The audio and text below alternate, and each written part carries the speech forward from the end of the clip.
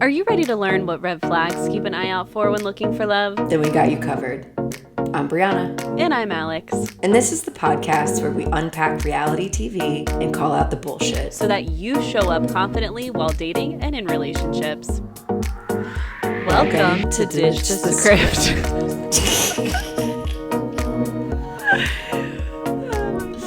I love it. Hey, T-shirt gang, look at us. Hey, I have my Be Positive t-shirt on. Love Once that. upon a time, I actually wore this shirt and I was having like a really rough day, like crying. Did it help? And I was like, this is such an oxymoron.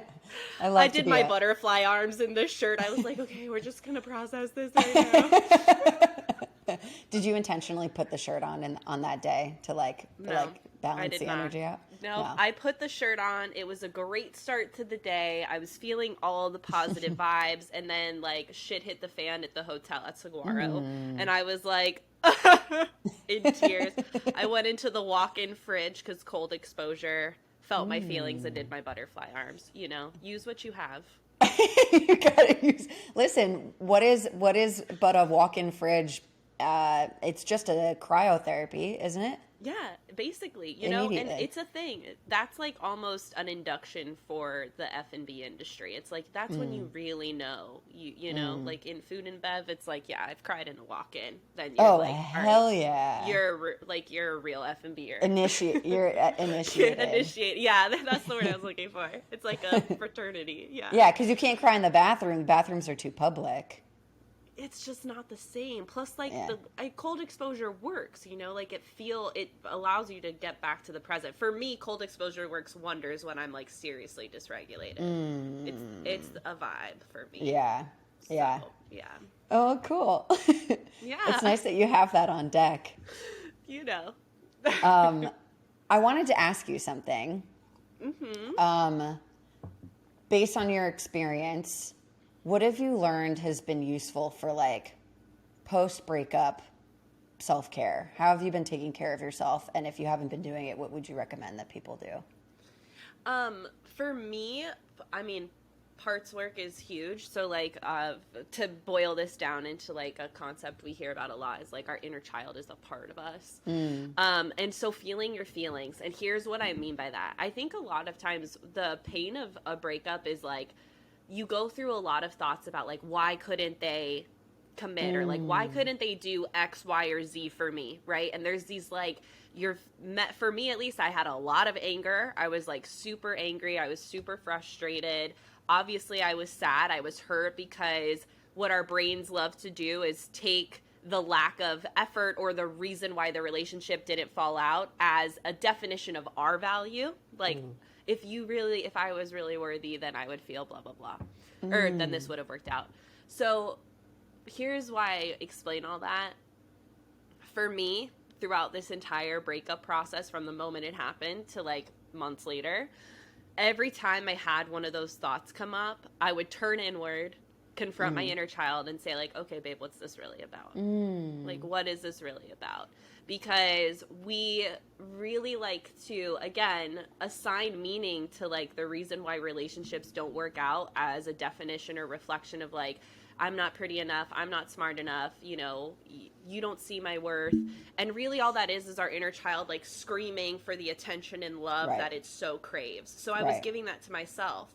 And I'm not kidding when I say like I would go to bed hugging myself in tears, being like soothing, like it's okay, it's okay. Yeah. Just like I would a child if they were sitting in my lap. Right. So for me, that's like been really helpful to process quickly, because when we don't look inward and we stay in the thought loops of like, why didn't they value me? Why couldn't they do this for me? Why couldn't they be the person I needed? Why couldn't blah, blah, blah.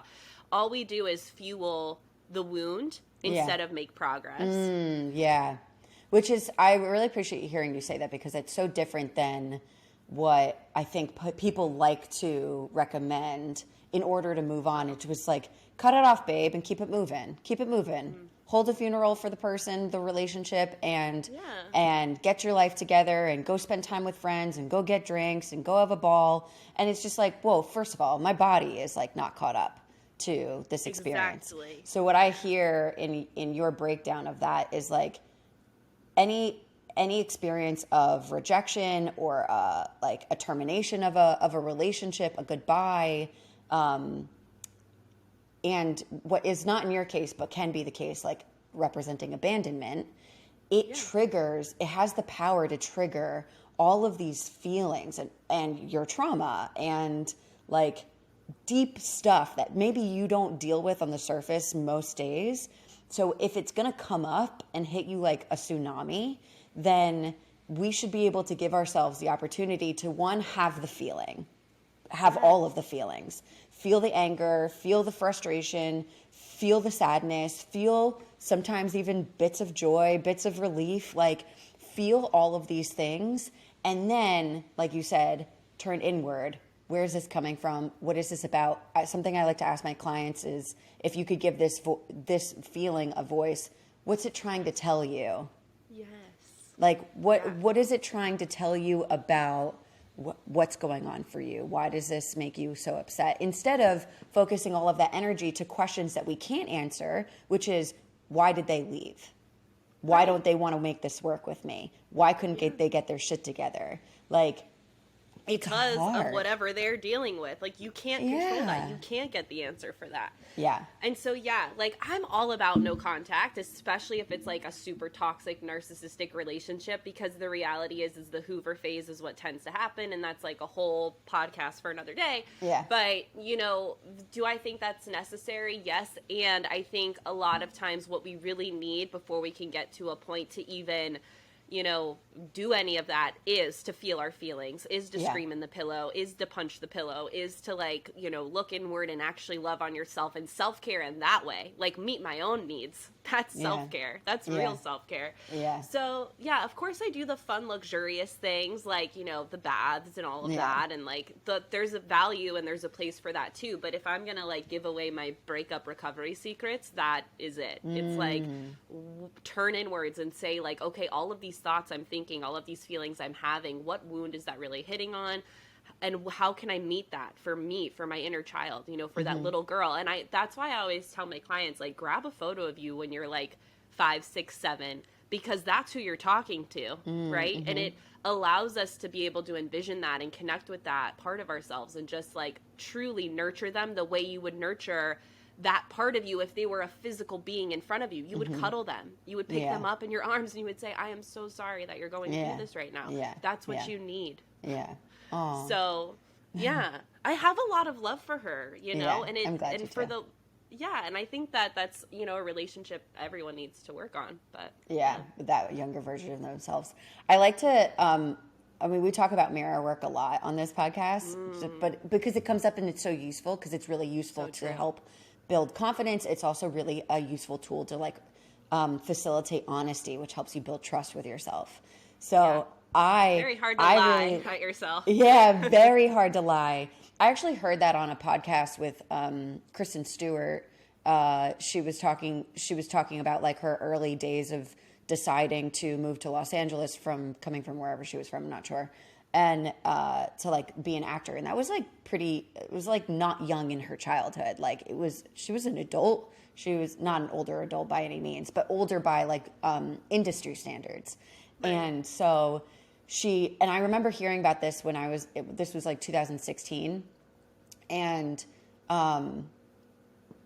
she was asked like, how did you make that decision to go to Los Angeles when you had like little to no training? Like, what pushed you to do that? She was like, I was unhappy and I didn't know why I was unhappy, and I looked at myself in the mirror and I asked myself, what the fuck do you want? What do you want? What do you want? Where are you trying to go? And she was like, I found it very difficult to lie to myself in the mirror.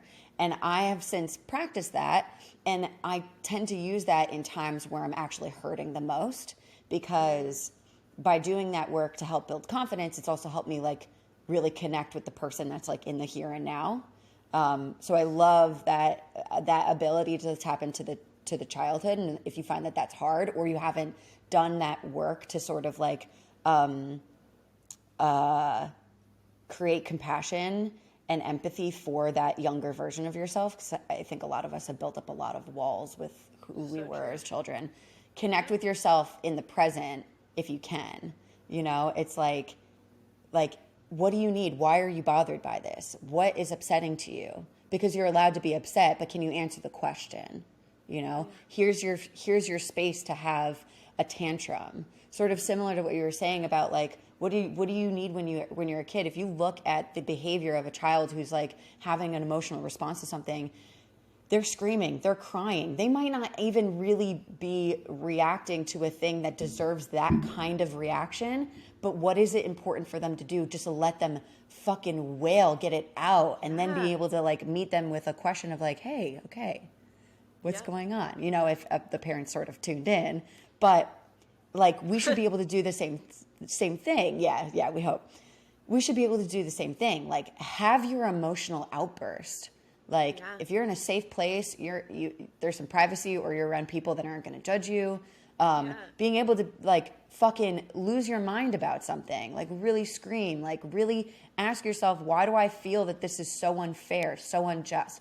Give yourself that space to actually just fucking say it, and then, you know, ask yourself those questions. Yeah. Okay, what do you need from that?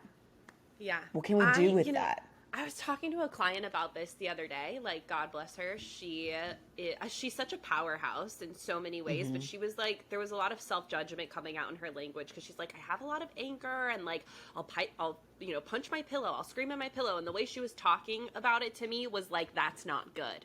And I was like, you realize this is actually very healthy processing. But there's such a negative relationship with anger in our culture that it's like, people who do punch their pillow, scream in their car, hit their steering wheel, whatever, they start to judge themselves like, wow, I have issues. And it's like, no, you don't. You have emotions. Like, there's a difference between punching someone else or maybe doing this in front of someone who, like a child who can't compartmentalize what's happening. That's a conversation for another day. But if you're alone in a safe space and you're expressing yourself, that's okay. The reason I want to bring this up, Bri, is to kind of unpack what you were just saying. Like, you know, parents, if they cannot hold space for their children, which now with the movement that we see going on, I feel like there's better awareness around this. But for our generation especially, I think a lot of parents struggled with that kind of mentality on like, you can't have a temper tantrum, you can't feel your feelings, because they couldn't hold space for their own emotions, right? Their own window of tolerance was limited.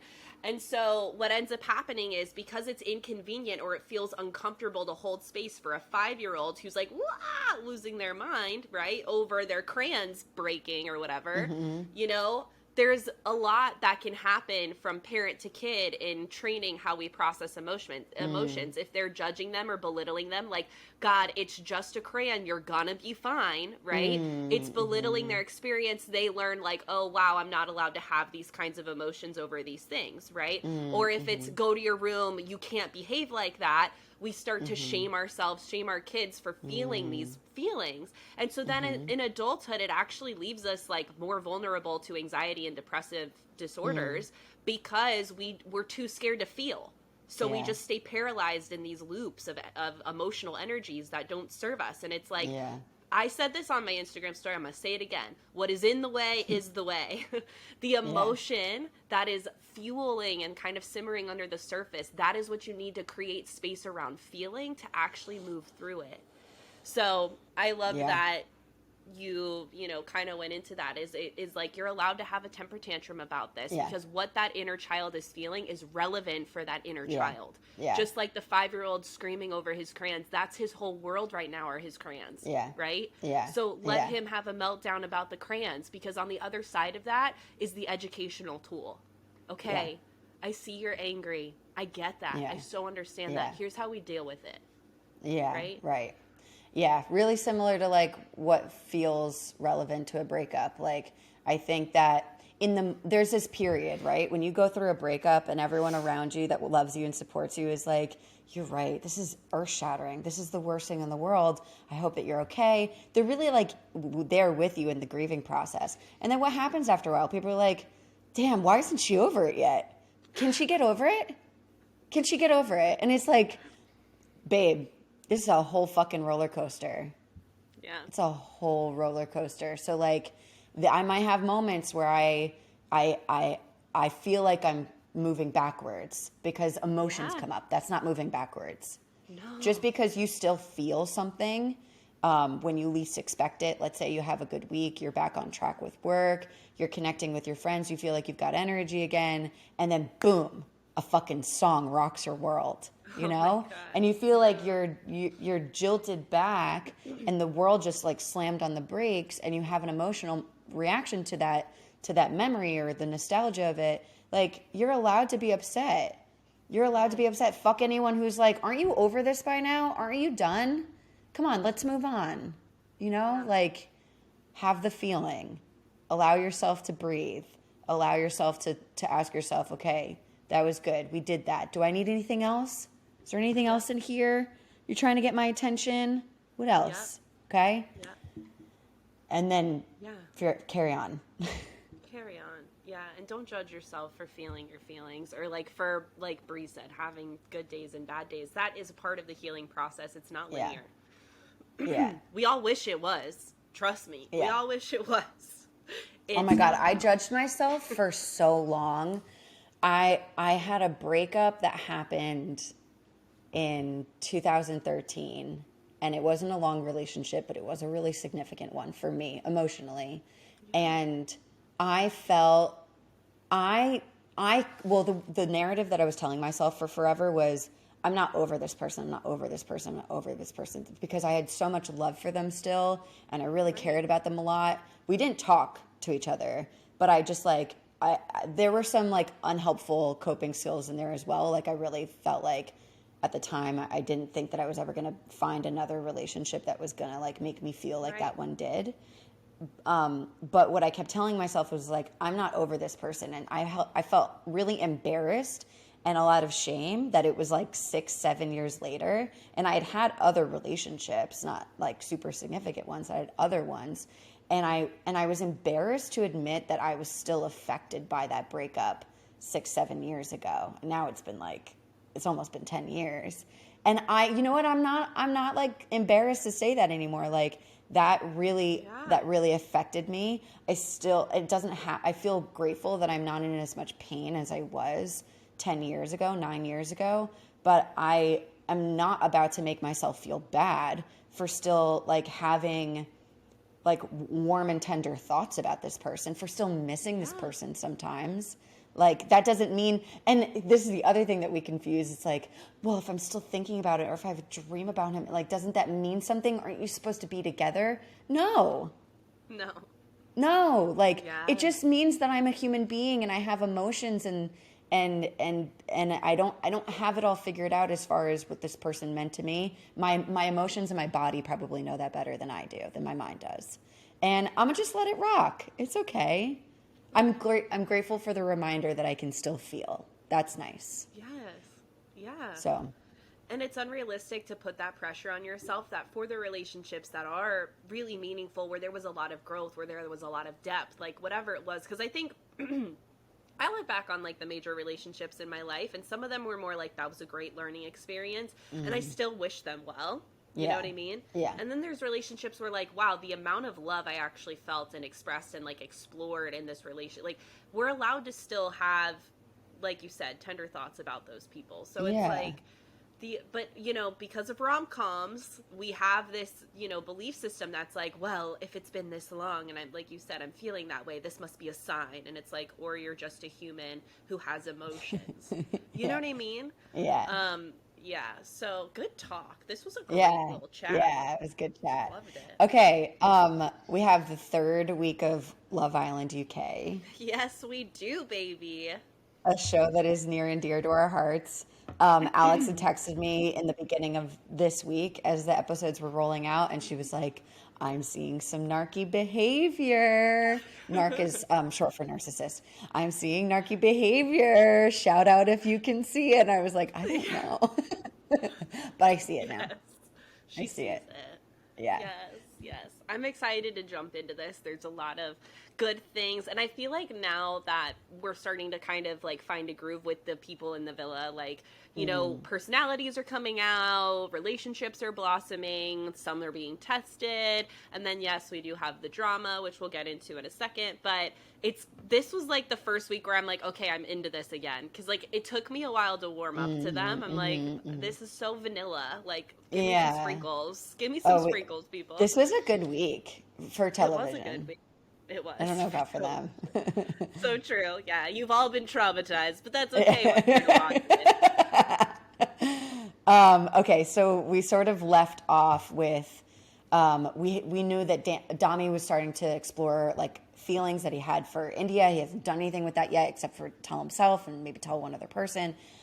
We see Ekin-Su and Amber start to, like, tension's just rising between the two of them.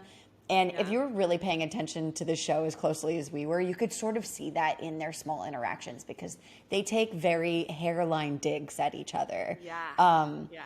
And so things erupt. Like, Amber calls out Ekin, and Ekin fires back at her because she's feeling defensive. And then the girls sort of come together because they're not just to spectate, that we learn that the boys are fully spectating afterwards, but they're like, they're there to like show support so that like one person doesn't feel ganged up on the other, which I thought was nice. I'm loving the girl cohesion this season.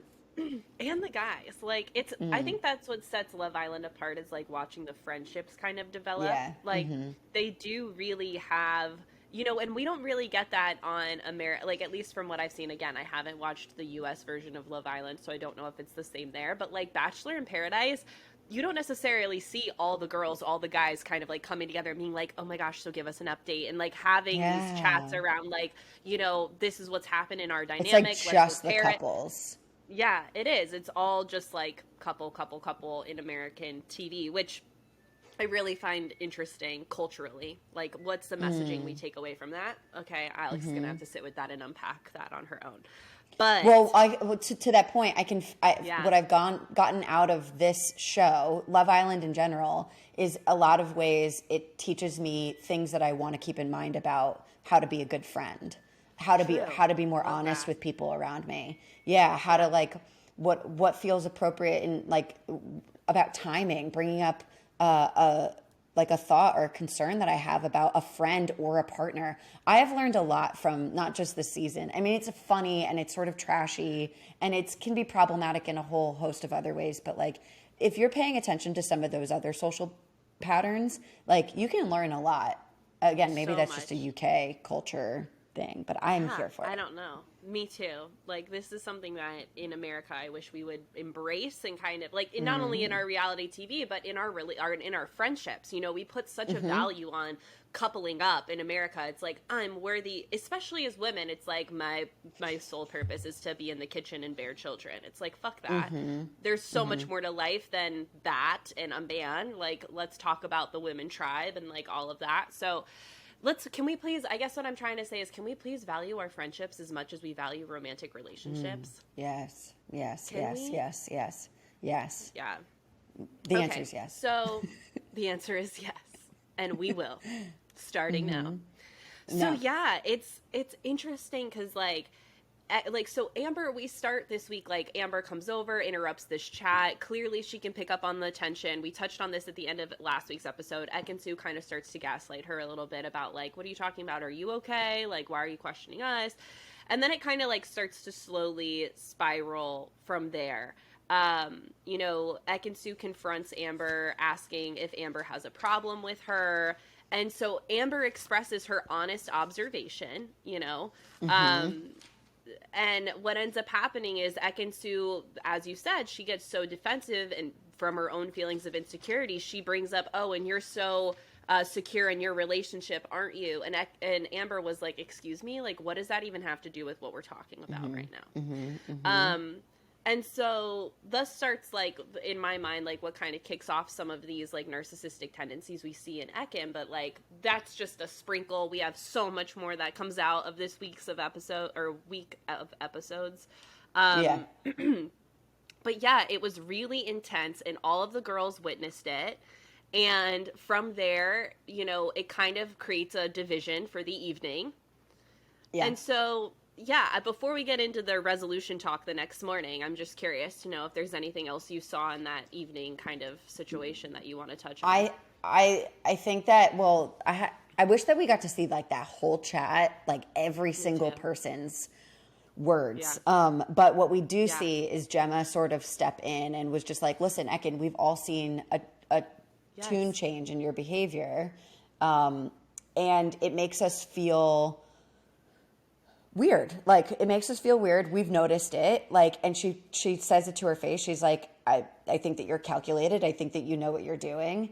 And I think Ekin's response, which is just getting quite defensive, like, she's pretty good at like keeping calm, cool, and collected, but she's quite defensive and she's feeling like on attack, and then she sort of turns into like a victimhood thing. There's also a weird like isolative bonding moment between Jay and Ekin, which this sort of got kicked off because Jay was just like, I just noticed that something's off between you and the girls.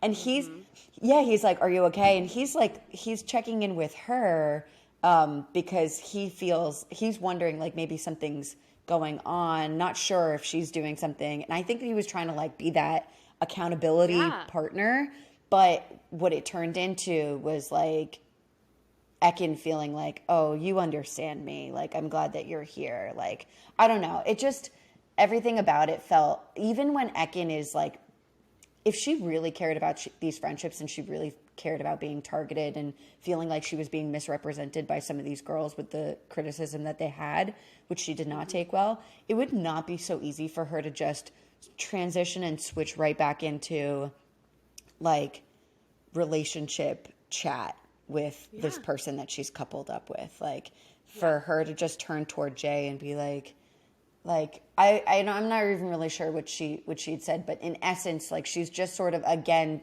like trying, almost like they're immediately back on a date where she's like, you wouldn't treat me like that, would you? And it's just like, how did you just flip? How'd you just flip? The quote I have from her conversation with Jay from her is, I don't feel anyone here is genuine, when she's talking about the gals. And I'm like, okay, well, that's projection. Like, 'cause you're the one that's not being genuine, because all these girls are like very consistent. Their words align with their actions. They confront each other on the things they need to confront each other on. Ekin's really the only one who's like you said, she's that chameleon, right? Depending on the environment, she's like, I'm going to play the part to get the end result that I want. Yeah. So, yeah, it was really interesting to kind of watch so many things fall apart around Ekin.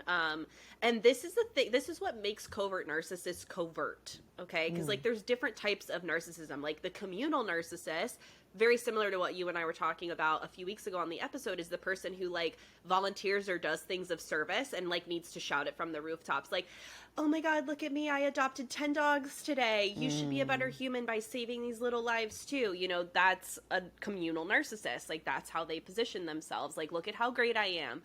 And covert narcissists, it's the victim. You know, no one understands me. No one gets me. You know, it's all the world's problems. They can't ever be held accountable for their own actions and behaviors, right? Whereas like a grandiose narcissist is like, don't you know who I am? It's like that kind of grandiose, like egotistical. So, you know, this is why I think education on like the different types of narcissism and how they show up is so important, because with her, it's slimy. Like, if you don't know what you're looking at, you don't know. So yeah, I mean, and we just see it unravel more and more and more as the week progresses. But my jaw was on the floor in this first episode, because it was just such a good, like, okay, it's clear as day now, like, what's happening. Yeah. So the way that I see that in Ekin Sue, and again, we're gonna like she's gonna come up a lot in this week in our recap, but the way that I see it come up for her is the way that she relates to herself every time someone says something, especially when there's someone new and she's finding herself competing for a little bit of attention. Like, she is just immediately looking to rise up in the conversation, to share space and sort of be center stage. It's very, very, and again, I was telling Alex before we started recording, I was like, it's hard for me to tell if it's just the most insecure person I've ever seen in my life, or if it's narcissism. And Alex was like, it's both. It's narcissism born out of that deep insecurity. And it's true because the way that she is manipulative feeds off of those moments where she feels incredibly threatened. And when she feels threatened, she acts out. Or she acts up. She like does something to sort of shift control of the energy of the room a little bit. And it's very interesting to see how people respond to her, around her. Anyway, we're going to talk more about Ekin as we get on. Yes, we will. But I want to sideswipe over, if that's even the right word. We're going to take a sidestep to Dami and India, because there's some codependent language in Dami's chat with India. And I was like, ooh, this is a fun one to unpack too. And so is this before our dumping? Or This is before the dumping. Yes. Okay, great. So we don't know that anyone's about to leave the island, but Dami is now checking in with India to like say that he feels something for her. They sort of make like a little agreement between the two of them that they're both on the same page. They both want to get to know each other. And then Dami has plans to tell Amber tomorrow. And I think that he'd already actually talked to Ikenna, or he did just after this, right? Yeah, I think this was before all of that fully went down. But like the night that this whole conversation with Ekin's happening on the other side, Dami is like kind of putting out his feelers with India. Like, how serious are you? And you say like, we have a connection, kind of feelers. And so codependent language, you know, is very much based off of someone else's response. And so with Dami, he kept saying like, you know, if I was single and if you were single, you know, would you explore? He's always like, well, what do you want? Well, what do you want to do? What do you think is best? And so he very much is putting all of this, you know, decision on what he does with Amber, what she does with Ikenna on India, which then goes into translate because Dami waits and waits and waits and waits to have the conversation with Amber, which is why it gets so awkward, right? And then in the end, fast forward, what ends up happening is, since the audience has been voting for their favorite islanders, you know, Ikenna and Amber end up getting sent home from the island, from the villa. Right. And so it solves the problem for him a bit, but then he deals with a lot of guilt when Amber first leaves, because he's like, oh my God, it's going to look so bad now because it looks like I did that out of convenience when he was planning on telling her. And this is the reason why Dami kept kicking the can down the road, is because he didn't feel okay hurting Amber's feelings. Codependency. He's taking over responsibility for her feelings. And so it shows up in these two ways very clearly, when he's like, he likes India, but instead of him just taking that healthy independence, that autonomy of like, India, I'm into you, and I'm just wondering what would happen if I told Amber that, you know, I had feelings for you and I'd like to explore that. Are you open to that with me? That's the healthy, autonomous way to go about it. But instead it's so like passive. What do you want to do, India? That's so interesting, because not until this moment, these comments that you're making, had I thought about like, India's been here from the beginning, and I understand that they didn't really get familiar with the connection that the two of them had until they established a friendship. But Dami was very content to sort of couple up and stay one track only with Amber while Amber was still in the house. So it's like, it's sort of, that behavior also sort of showcases what you're talking about, which is like Dami, if you wanted to get to know India when you first got here, or you wanted to explore it because maybe even there was just a little bit of an attraction, and maybe even after the first couple of days noting that you have a little bit of a buzzy type of friendship, like, why not say so, even to yourself or to the person that you're coupled up with? But that would have risked the ease of the relationship that was building between the two of them. And it was content. Like he was happy to just go along with what felt like it was happening with Amber. And it wasn't until he felt like she wasn't really reciprocating or really giving him much of like the physical affection, which for her was her trying to keep her guard up because she didn't want to get hurt. It's just like, bro, at any time. I at any time. Interesting. Yeah. So, and I want to be clear here, because there's a difference between being like, you know, I like, so you and I, when we have chats about like, what are we going to name the episode, you know, like I like this one or this one and I really have no preference. That's us owning, like, I really don't have a preference here, right? Right. But when it becomes like a pattern of behavior, it's like, well, what do you want to eat? Well, what do you want to watch? Well, where do you want to go? Or how are you feeling about our relationship? And there's never, and it's like a consistent pattern of behavior, and there's never like, I want this. This is how I feel. And they like take that risk of vulnerability to be, again, their autonomous individual selves and state what they're feeling and thinking. That is a sign of codependency. So I just wanted to bring awareness to that, because I think that's a good skill to have when you're out dating and listening to language.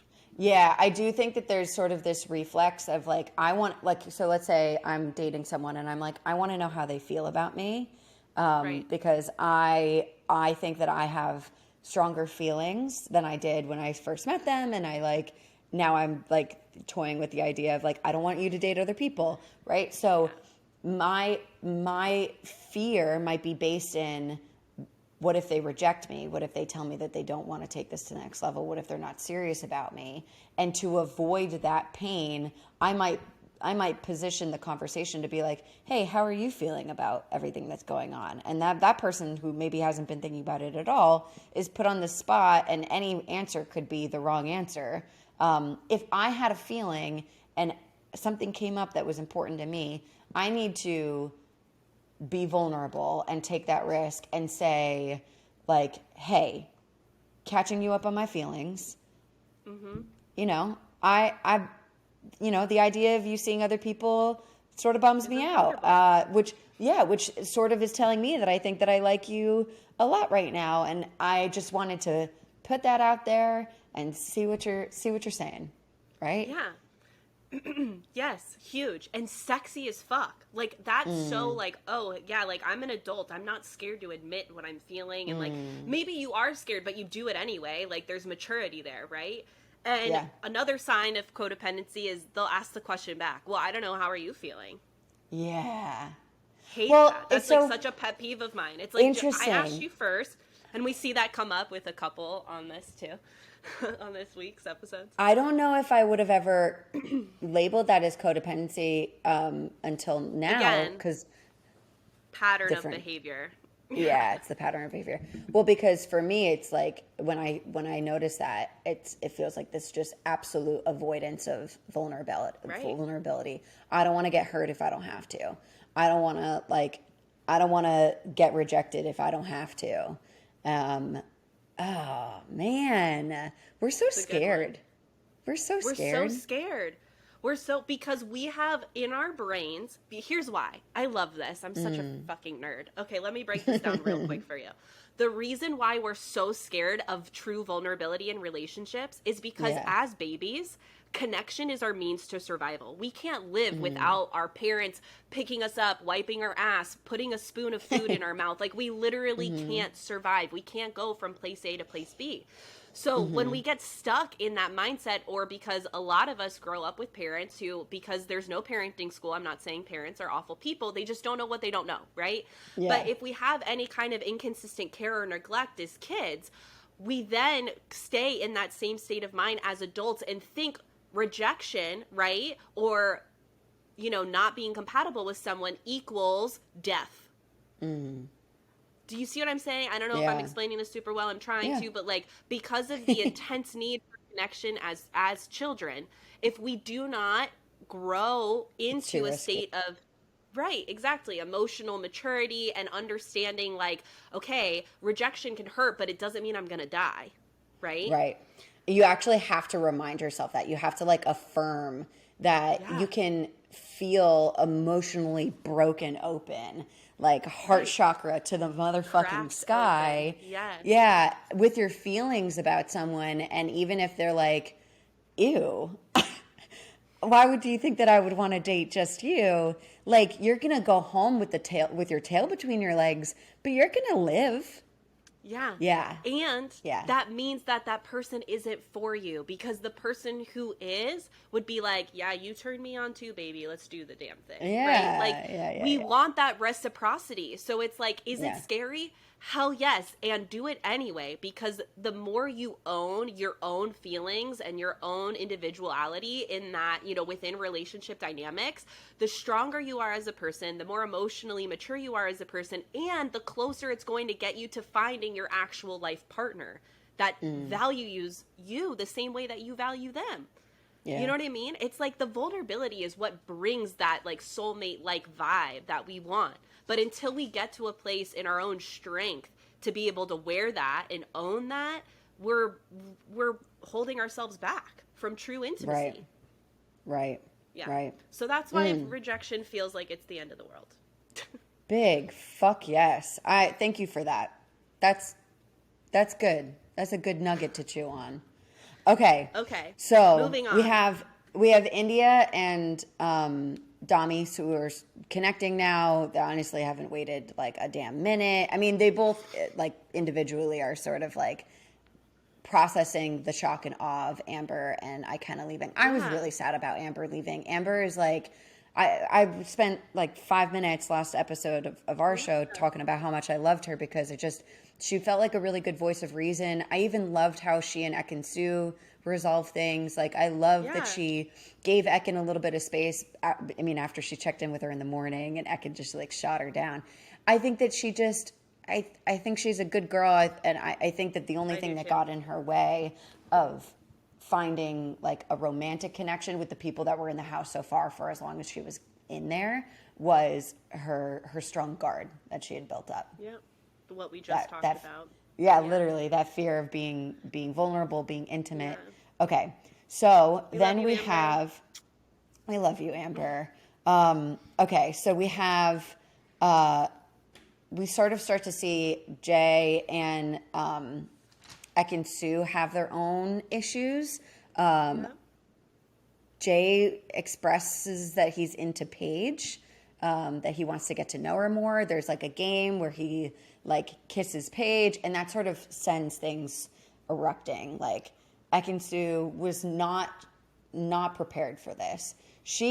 From her perspective, she's thinking, this guy, since I manipulated him into being my one and only, which is not how she sees it, but that's how I see it, has only made me feel like he is here for me, which is, if you've been paying attention to like his behavior, he's tried to literally rip every girl away from their couple from the start. Like he had no type. He was interested in everyone.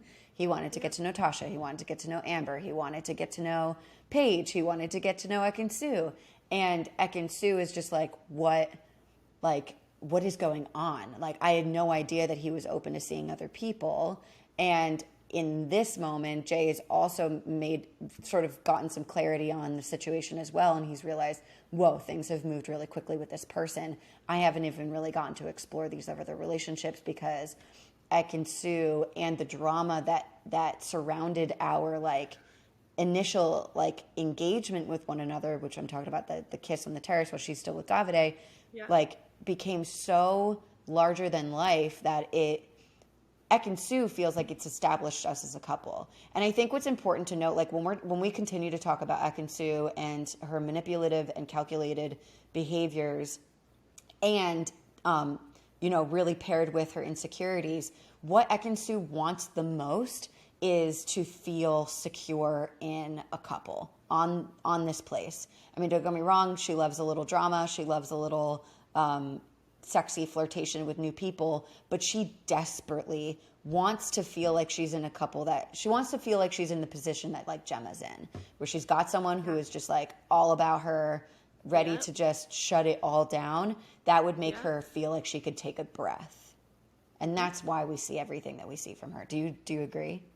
100%. Like her wounded inner child, and like this is something that you and I were kind of talking about before we hit record too, but like her wounded inner child is like, someone please love me and pay attention to me. Like she clearly did not get that from her parents growing up, which is why she so badly wants a man to cook for her, bring her a coffee, acknowledge her, kind of be all over her because she missed that as a kid. And so now she so seeks that in her relationships that the second a guy is inconsistent, right? Like Davide made her food multiple times, brought her coffee in the morning multiple times, but the times that he didn't, that's where Ekin-Su would hyper focus, like, you didn't bring me a coffee this morning, right?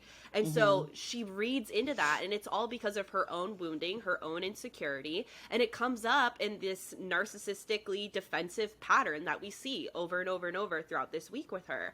So yeah, you know, that game that they played where they're like snogging each other, which by the way, I would feel so awkward watching someone I cared about make out with someone else in front of me. Like, that's just uncomfortable for everybody. And Ekin takes it personally because she's the only one, at least that we see. So this could be an editing thing, but she's the one that pulls Jay aside to kind of be like, is that true? Would you want to get to know Paige if we weren't together? And it's like, why is he not allowed to have that opinion? You know? That's really a reflection of her, not of him. Jay's been a decent dude. Like, he's been very direct, very honest, very upfront, not bullshitting anyone, not lying, not calculated. And she's starting to feel very insecure because of this game. Right? Where she could have owned it and been like, I get it. You know, I so get it. Paige is hot. She's a sweet girl. I would understand that if we weren't in a couple, why you'd seek that out. She says that to him in not so many words, but she does do that. She's like he confronts her and he's like, listen, I just want to like let you know what's up. I really want to get to know Paige. I understand that could be, that might feel bad. Anyway, I just wanted to let you know. I'm trying to do the right thing here. I'm telling you before I tell anyone else because I don't want you to look like a mug and I don't want you to look stupid. So, or to feel like, shitty. Yeah, exactly. So I'm giving you the heads up and she's like, yeah, cool. Which is... But she does not take it that way. No. And like, okay, if this was a person who was not... If this was a person who was more secure and not reacting from a place of like her own trauma, she probably would have been able to say like, yeah, cool, gotcha, understood. And then go and then have that process and then have that sink in and then get upset and whatever. So I want to reserve the right for her to be able to process and have a different reaction later. But it did feel like two sides of very different coins where it was like calm, very understanding, almost no reaction or like no emotional response. It was just like, yeah, gotcha, got it. And then like Stu's in the dressing room a little bit and then it was just like, what the fuck am I doing? Yeah. I don't know if you noticed this, but she continues to like look at herself in the mirror to sort of reassure herself that she is attractive, that she is lovable. That's what I'm hearing when I'm like watching her do that. It made me really sad. It was this like girl. Yeah, it was this hyperfixation on how she looked, and it was just sort of like, no, you're lovable, you're hot, right? You're hot, right? You're hot. It's okay. Yeah. And I just it bummed me out. And then she goes out there and then she literally puts on like this explosive dramatic act that is like, you're the biggest player here. You deserve an Oscar. Yada, yada, yada. I can't believe she would talk to him like that. I can't believe she would talk to him when someone should have been talking to her like that. I know. Yeah. So, but projection, you know, that's like the narcissist like staple. Yeah. You know, I want to sidebar on like cognitive empathy with narcissistic tendencies because like narcissists, they're smart. And so they have the capability, because we talk about like one of the signs of narcissism is a lack of empathy, a lack of care for how their actions, their words, their behaviors impact you and make you feel, right? And at the same time, this is why education is so important. They can do what is called cognitive empathy, meaning when they know it's going to serve them. You know, I'm getting for real when I take my pen out and start going like this. That's when it's getting serious. It's like your fucking baton. It's like, hey, baby, directing this orchestra. Let's go. Yeah, you sure are. So anyway, for those of you who don't watch the YouTube channel, you should. You should. You should. But anyway, so what I was saying is like when a narcissistic person knows that if I share in this experience with you, I can use this to my advantage later, they will play that show for you. So that's why it really comes down to paying attention to the patterns of behavior over time, right? Because an empathetic person is going to want to do better. They're going to want to grow. They never want to fuel someone's shame or insecurities, right? Like, I would never, if someone came to me and they were like, you made me feel really shitty about myself, I'd be like, I'm so sorry. Please tell me what I did to make you feel that way so I can fix it moving forward. I would want to know, right? Yeah. But a narcissistic person's like, sucks to suck. That's, that's a you thing. You're an insecure person. You need to figure out how to not let people affect you and da-da-da-da. And it's like, man. So anyway, I just wanted to touch on that because we see this come up with her a few times. Like in her conversation with Amber, she apologizes at first and then immediately goes, but the only reason I did that is because I felt defensive and so I felt the need to attack you and Dami. And it's like, okay, not a true apology if you're still going to sit there and justify why you talk to me that way. Right. So is it true empathy or not? In that scenario, to me, no. No, it's empathy. It's empathy to move to another place in reconciliation with the person, and not for the point of connecting, but for the purpose of like moving the plot along, essentially. Yes, exactly. So that she cannot be the spot, because she knows if she were to really keep a stiff upper lip about that, she would be outed in the group. So this is why it's covert. Right? Covert, meaning like spy, like James Bond-esque in narcissistic tendencies. They are smart. They are calculated. They know how to work the room. They're not dumb. So, with her, we see this kind of come up. But yeah, so moving back to what we were talking about, we have, the whole Jay conversation. She loses her mind with him. And it was really funny because at first Jay goes to the guys and is like, this conversation couldn't have gone any better. Ekin was so understanding. And like, however long later, she comes out and like screams at his face, and he stayed so grounded. Again, snaps for Jay.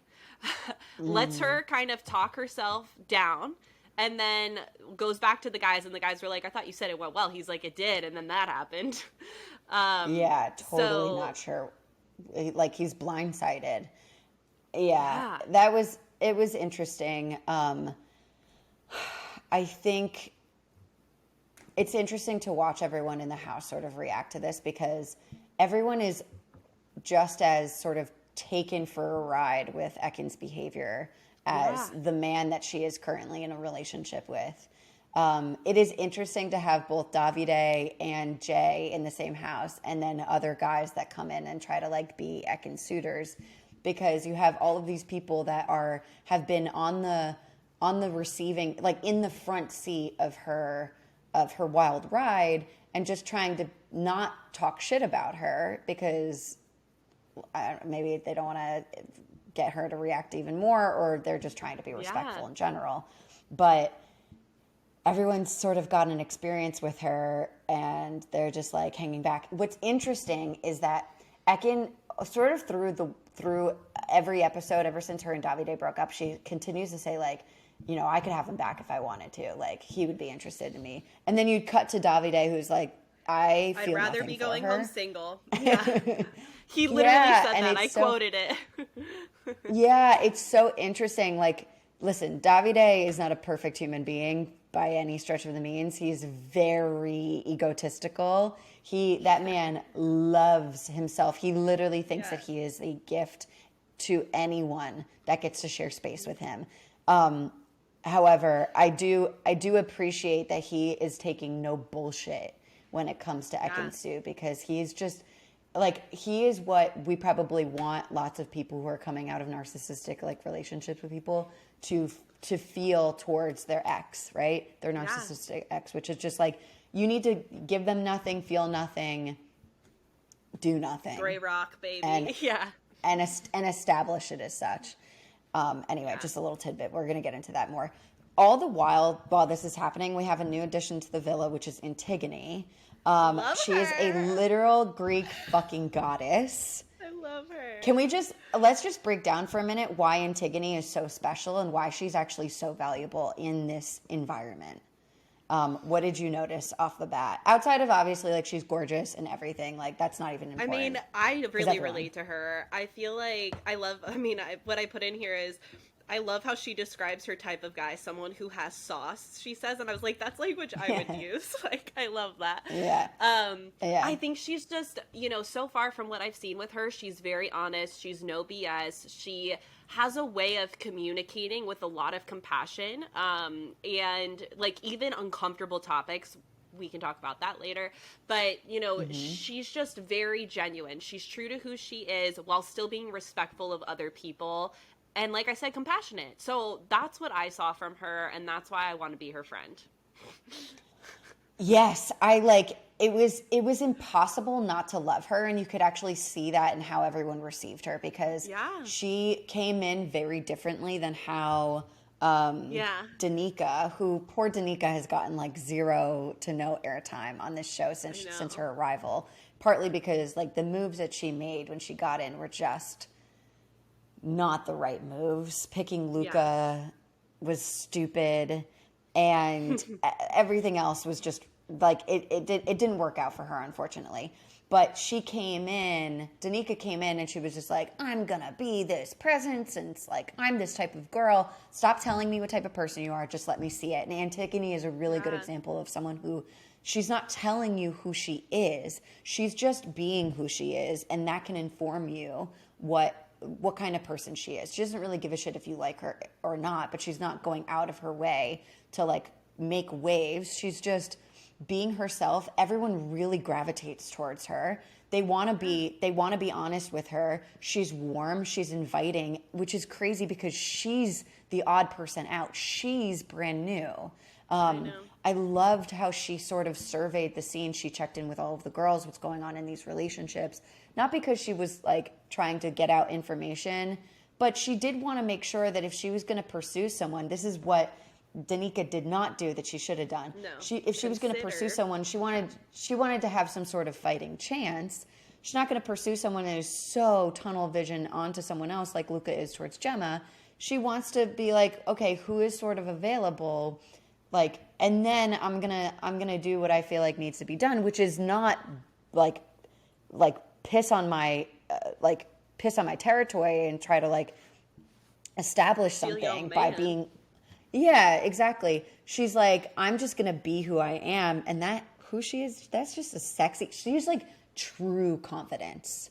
Yes. True. And this is what I'm saying. Sexy if bitch. You're watching this is what I mean. Your authentic self is more than enough. She is being true to who she is and just like owning it. And look at how people gravitate towards her. Look at how people respect her and admire her. That's what we all want, right? Like, we need to understand that we're not going to be for everybody. And that's a good thing, right? Yeah. So she's going in and she's like, I'm just going to be me. I'm going to stay true to myself. And she does that. And look at how people respond to her, right? There's this sense of admiration, this sense of respect, this sense of, just it's wholesome. It's really nice. The other thing I loved about her is when she went on a date with her 3 guys. So should we go into that? We're going. Yeah, we're going in. Let's go. Brought it up. So she picked Dami, Davide, and Jay to go on a date with, this like little speed dating thing. And I love the questions that she asks. Like, she gets serious with Davide. She's like, what kind of partner are you? What do you look for in a partner? And I'm like, these are great, because the what kind of partner are you shows the amount of self-awareness a person has, right? Well, in my relationships, this is how I like to be. This is kind of who I am. And then what kind of partner do you look like? It shows what they value. Right? Yeah. Or look for, sorry, not look like. Look for. What do you look for in a partner? It shows what they value. Right. And so, and I liked Davide's answer. He was like, it takes me a while to open up to someone. Love that. Love that he's aware of that, right? And then he's like, but then, once I kind of establish that romantic connection, I want to take care of them. I want them to feel good about themselves and blah, blah, blah, blah, blah. So I thought it was great that she was asking questions like that. And again, with respect for these other men and who they're with right now, like with Dami, she talked about India, how are you in India? And they even said, well, maybe we can just be friends. That was really sweet. And then immediately, with Jay, right off the bat. Yeah. And then with Jay, her conversation with Jay was one of the hilarious. Sexiest. Yeah. It was one of this. Well, it was hysterical, but like how she took control of the situation. Yeah, I thought was incredible. So basically, Yes, girl. She's having some Tell like it. grade A flirty banter with Jay. Yeah. And then she goes, I can tell that you're attracted to me. And he Mm-hmm. was totally taken aback. And he's like fixed into this Yeah. conversation. He's like, oh yeah, how's that? And she goes, well, you haven't broken eye contact with me. And blah, blah, blah. Like she just sort of owned the moment. And Right. she didn't like, she wasn't too presumptuous. I mean, maybe one could argue that like telling someone that you're attracted to me is presumptuous by definition. But she was like, no, it's because you haven't stopped looking at me and you haven't broke your eye contact, and like I'm feeling what you're putting out there. If you're not putting it out there, then maybe I'm missing it. You know what I mean? Like it was sexy. I couldn't believe that after that that wasn't like a fucking done deal for Jay. I'm actually very surprised about that. Well, I think it could be a combination of wanting what you can't have on Jay's part, because like he sees like he feels like if he's gonna explore Paige, it needs to be now, because the only trajectory for Paige and Jax right now is that they're gonna keep getting closer. There. Yeah. Yeah. So again, Jay's kind of repeating what Danica did. Like he's not necessarily fully considering like, wait, are they a little too far ahead emotionally connected for me to insert myself? Like he's kind of missing that. And he admits that. He's like, I feel like I'm losing this opportunity because I was so quick into committing to Ekinsu. I didn't get to explore. And he's right. But instead of like trying to then work backwards, move forwards with, in my mind, coupling up with Connect Antigone. with someone else. Oh my God. Antigone is a fucking sexy beast. Like, Yeah, she's fab. she wants to work out in the gym with you. Like, come on, bro. What do you? Yeah. I agree. I think that breakdown makes a lot of sense. He'd already sort of shot himself in the foot when he moved too quickly and closed off his options with everyone else.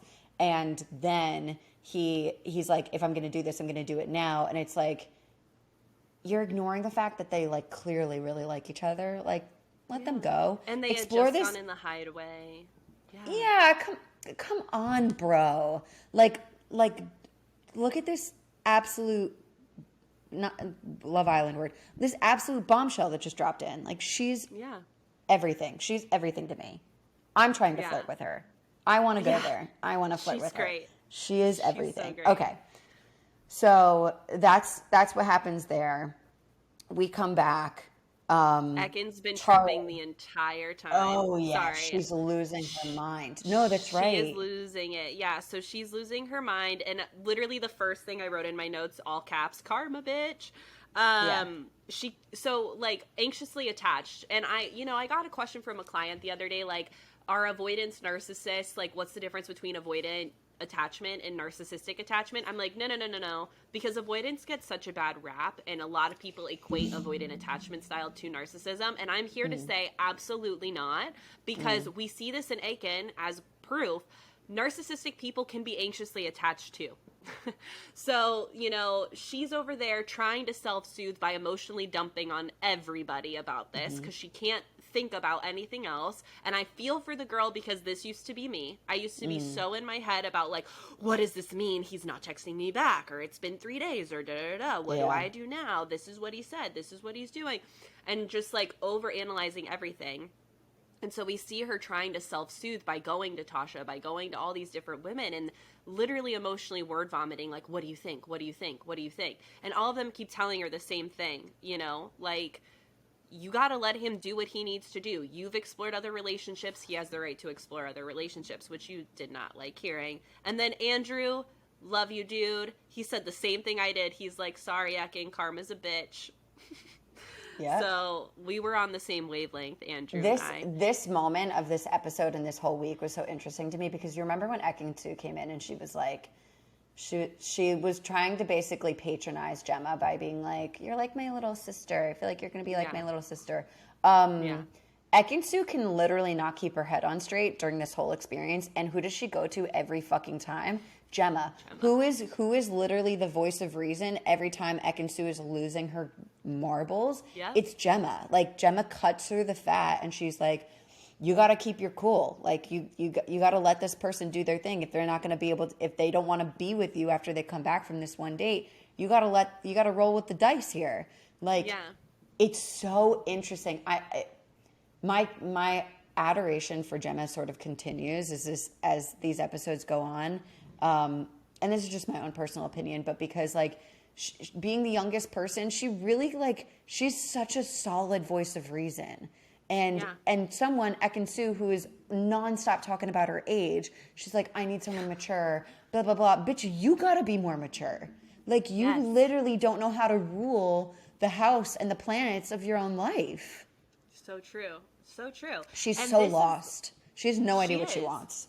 And, you know, for anyone, because, like, in my default setting, I like to say I'm anxiously attached. And when I look at that, I'm like, that is not attractive behavior, right? Attractive behavior is very similar to how, like, Gemma and Paige have been acting. It's like, I know my worth. I know my value. Is this uncomfortable? Yeah, I don't like the fact that, you know, I like Gemma, she's sharing a bed with Davide now instead of Luca. You know, she very much probably wants to sleep with Luca. She goes for a cuddle as often as she can to see Luca before and after they sleep. You know what I mean? But there's not this desperation of like, I'm not going to be able to function without you in my life. And that's attractive, right? Mm-hmm. And Ekin is the opposite. It's like, I will not feel safe or comfortable in myself until you validate me, until you reassure me that you want me and you're going to stay with me, right? So these are huge abandonment wounds coming up for her. And it's like, use this. This is why I love what we do, Bri. Like, this is such a good, I'm clearly biased. I feel like our podcast is so great because we need to be able to, it brings a lot of self-awareness to the table. We need to be able to see what we look like when we're acting a fool, right? Because of our own wounds. Yeah. So. Yeah, absolutely. Yeah. As calm and cool and collected, I think that I am on a day-to-day basis. I have had experiences with men who I am tripping over, and it always blows my mind when it happens because I'm like, I thought that I dealt with this. But it's usually a good indicator. It's usually a good indicator that I'm not feeling secure in the connection that's being established because typically I am pretty secure. Typically I am not super bothered, or I'm not default feeling threatened or jealous or worried about what's going on when I'm not around, or I don't have ears, eyes, or a nose on the situation. But if I find myself bugging out because I haven't heard from someone, or like I'm paying really close attention to the patterns and the cadence of our communication, that really needs to tell me this relationship is not forming in the way that feels good for what my values are.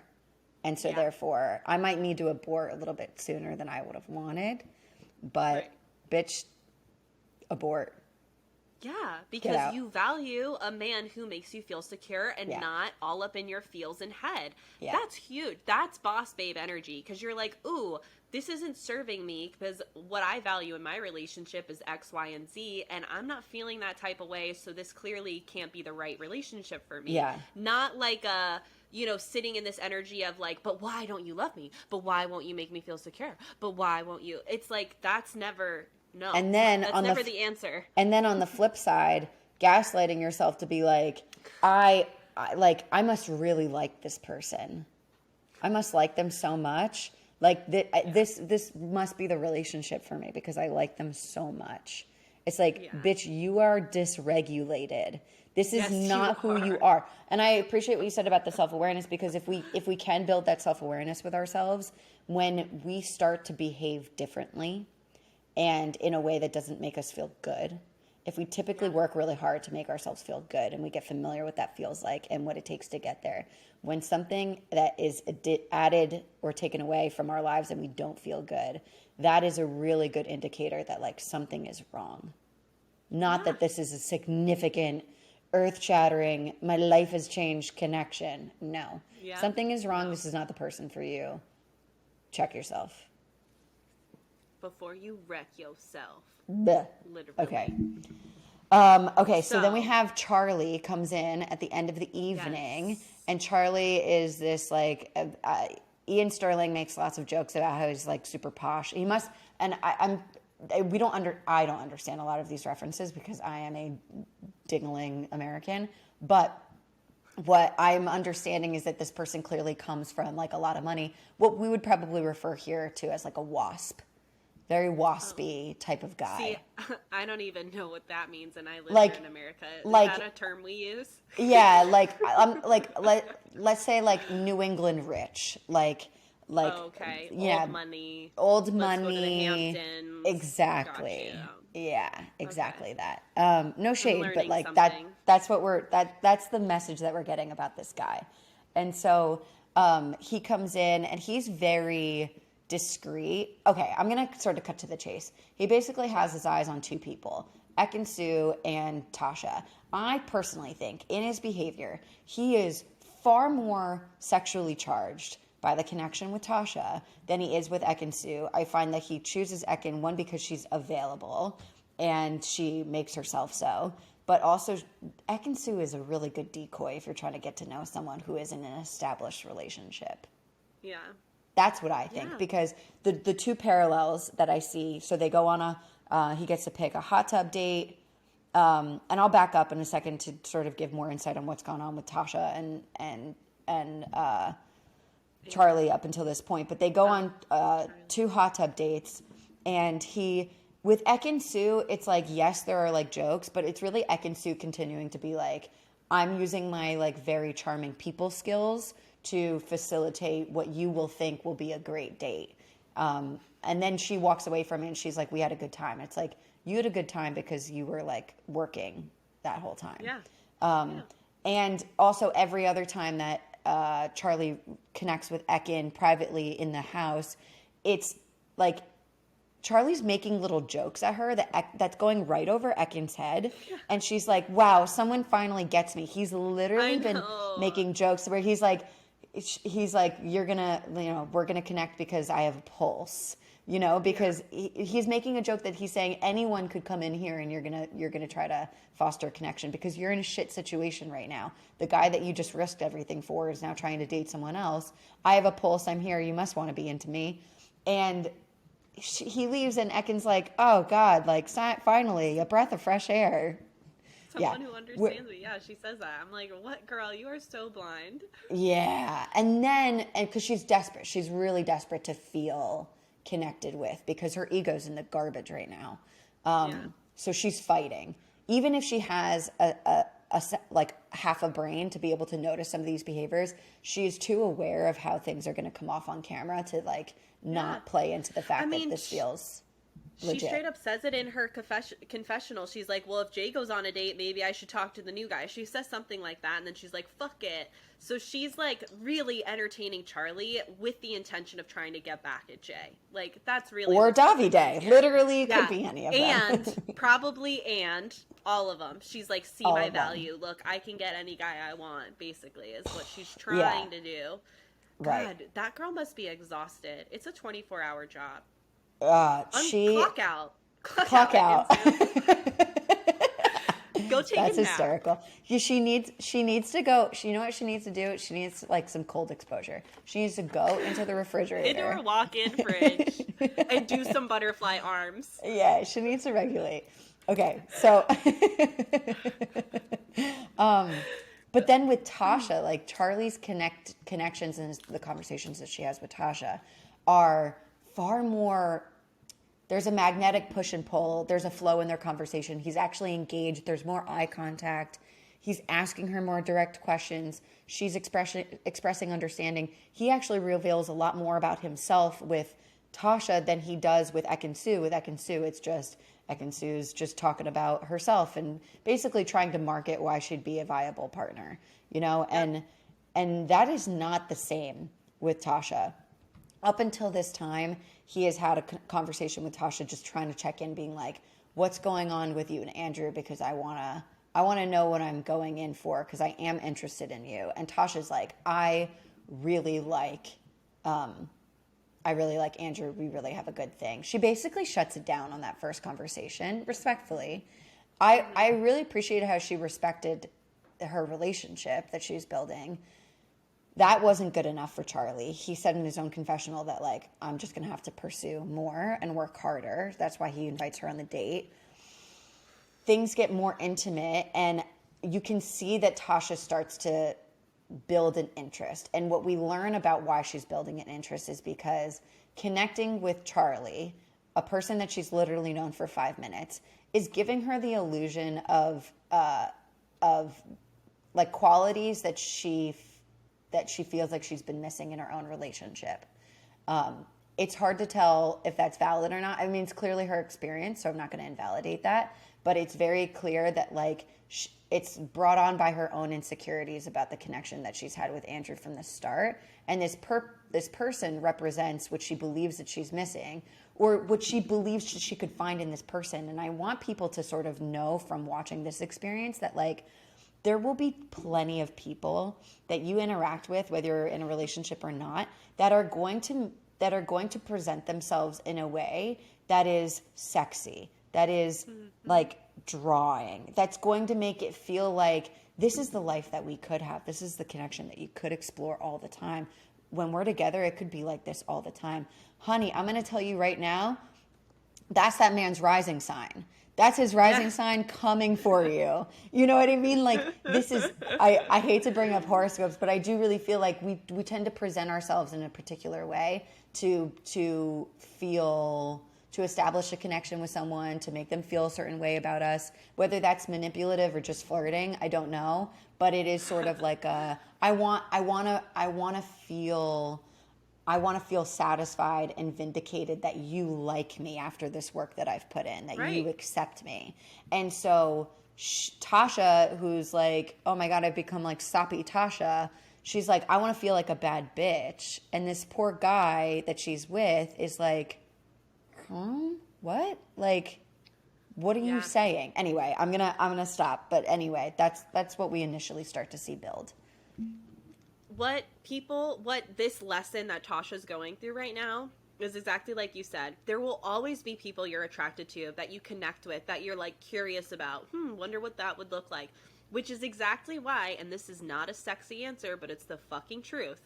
Love is a choice. It is not a feeling. And I think so often, again, because of media, we think that if we're in the right relationship, it's always going to feel some kind of way. And that's just not true. It's not sustainable long term. If you are in like a 20, 30-year relationship, there are going to be hard times, whether it's a pandemic, whether it's financial issues, declaring bankruptcy, having children with special needs. Like, there's so many things that life will present to you that are unknown, that are going to test the relationship, which is why making the choice of, wait a second, I'm not in this because of how you can make me feel. I'm in this because of who you are. I value you. I value the foundation of our relationship, of our partnership. So I feel for Tasha because she's not cognizant of that yet. Like, she's not like, okay, this is what I'm feeling, but this is what I value in Andrew, right? Yeah. She's kind of at this crossroads around like, well, what does this attraction to Charlie mean? And you see her get in her head about it, right? Yeah. So I feel for her for what she's going through. And I think a lot of people deal with this until, unfortunately, late 30s, early 40s, sometimes mid 50s, when they finally hopefully realize like, oh, wait a second. Love isn't this grandiose, warm butterflies, I want to rip your clothes off all the time vibe. Love is we're in this together, and you choose to be in this together over and over again. But it's not a marketable concept because, sex sells, unfortunately. Exactly. Yeah. And I think but it's I also feel for her in the moment, because where she lands is like, she's surprised by the fact that she wants to get to know this person. And I think that if he stopped paying attention to her after that first conversation where she shot it down, there wouldn't have been a second thought. But she sort of fell to his prey. She became his prey. Like, he really fixated on her while still like trying to get to know and flirt with Ek and Sue, which literally, to me, their connection and the conversations that they've had so far has not even surpassed like conversations that I have with a dude at a bar where I exchange a number with, and we never hear from each other mutually. Yeah. You know what I mean? Like, there's nothing there, except for the fact that I think that is actually a calculated move on his part to not seem all in on Tasha, because that's the person that he wants to connect with. So, and it's a safe choice because he knows he can couple up with Ekin and be safe and stay. Yeah. Yep. Because Ekin's throwing herself at him. So it's like he's having his cake and eating it too. Like, Tasha's the one that he's really intrigued by and wants to pursue. But out of safety for himself, he's like, I'll keep Ekin on the hook. It's really sad. It's not good. But you know what? Due to the circumstances of the show, I understand why he did that. Right. Like, I get it. I don't think, yeah. And honestly, I think Ekin that would understand it. Sorry. 100%. I mean, like, she's not seeing this at all. She's getting played like a fiddle, which is interesting to see someone like sort of Charlie's calculated. Narcissist. Oh, yeah. Charlie and too Ekin soon are the to same tell. person. Yeah. Yeah. Yeah. Charlie. I agree it's with too soon that. to tell with Charlie, but like, To the but he is. extent, He is calculated. Like, that was a calculated move. So let's talk about the recoupling. So Charlie has to go first, and he chooses Ekin-Su, which surprises everyone because everyone in that room felt like it was going to be Tasha. And everyone was just sort of preparing for what was it going to be like if Tasha was going to be coupled up with this person. You know, she has a conversation with Andrew where he was like, are you going to sleep in his bed? Like, she was like, I don't know. And Andrew's spiraling. He's like, so what's going on for him is he's like, how do I look stupid being as set on this person as I have been while she is open to connecting with other people? And what's interesting, this is sort of, they get into a little bit of a Ross and Rachel, are we on a break moment, because she's like, we both said that we were going to let each other get to know other people, but were we both being honest about that? Unclear. So Andrew may have been open to getting to know other people, but he has not once been interested in anyone else at this stage. And Tasha has been. Well, it starts with Luca, which is normal because it's like literally day 2, and then it's Jay, and then it becomes Charlie. And I do think that she is sort of placed as this like villain type of person because she is giving herself room to explore when no one is acknowledging the fact that she was pursued very heavily by both people, but even more by Charlie. And she is just a human being, and she's feeling things. And she's like, fuck, am I here to wife up with this dude on week 3, or am I here to see who I really connect with? And so she's given a hard time. The boys who are defensive and protective of Andrew sort of have a reaction. Tasha notices this, and she shuts down. She shuts down for like a whole day. I'm gonna pause on them there just to go through the rest of the recoupling. We see Jay pick Paige, which was fucking insane.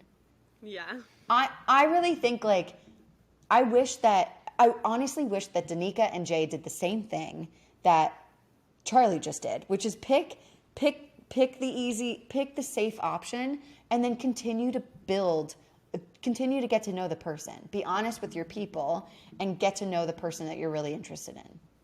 Yeah. Is that bad? But like disrupting? No. Like, look, first of all, the show is the show. The fact that you and I talked offline about this, like the fact that they're not allowed to say no, like the fact that Paige can't be like, no, Jay, I want to stay with Jack. Like, that bothers me because it's like, then like there's no autonomy there. There's no like, this is my choice too. So Paige has to comply. She has to go with Jay for the night. And it's just frustrating because it disrupts that, and it pits people against each other.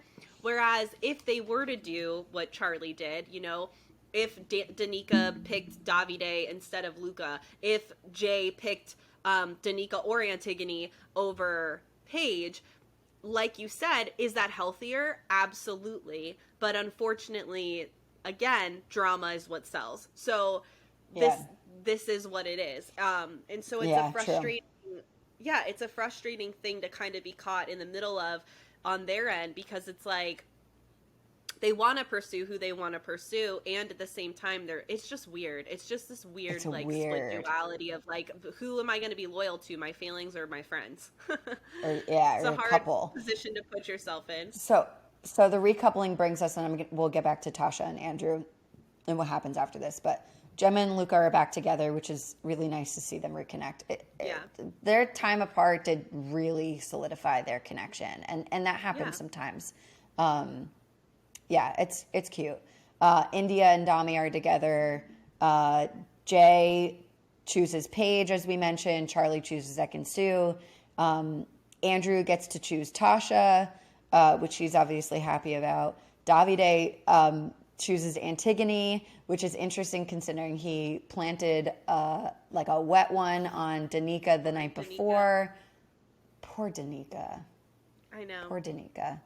And then Jax chooses Danica as she's the only girl left. And he does her a solid by like making her a really nice speech as to why he's choosing her, even though it's clearly like last pick of the basketball team, if you know what I mean. But he doesn't have a reaction by being like, I didn't get to pick the girl. Like put some respect on Danica's name. The poor girl has got to be feeling like the like ugly duckling right now, which is just a bummer. And she's not. Yeah. Oh my God. I feel like she gorgeous. has. I know. I feel like she has a reasonable amount of confidence to know that it's just the pick of the game. Like it's just the way. I know, but I think that this environment, because we've seen this with people in the past, it can really fucking throw someone's confidence into the garbage disposal, because you see what you do see, and you know she's allowed to feel this way. I think we actually don't see this enough. Is like Danica's response when people come back from their dates. She like when Antigone came back from her 3 dates, and Antigone was like, "Oh, it was a great time. I had a good time with Davide. I had a good time with Jay." She was like, "I'm jealous. I didn't get to. I wish that I could have dated 3 people when I got here." Like she's feeling really dick hurt, and it's interesting to see how those emotions and that resentment sort of tends to bubble up in a person as they're in a bubble. Yeah, and I think she does have a right to feel that way, and I'm proud of her for actually expressing that instead of being like, I'm fine, I'm unbothered, because it's like, girl, no. It was bad. Okay. So Tasha shuts down. What are your thoughts? We have Luca and Dami trying to reconcile with Tasha or vice versa. There's a lot that's going on. I understand why Tasha feels the way she feels. So she brings up that when Andrew picks her at the recoupling, Dami and Luca were shaking their heads no, like as in disapproval. And all because she was like open to getting to know Charlie, and that made Andrew, feel some kind of way, and Andrew went to the guys to vent about it and all that. Well, here's what I don't like.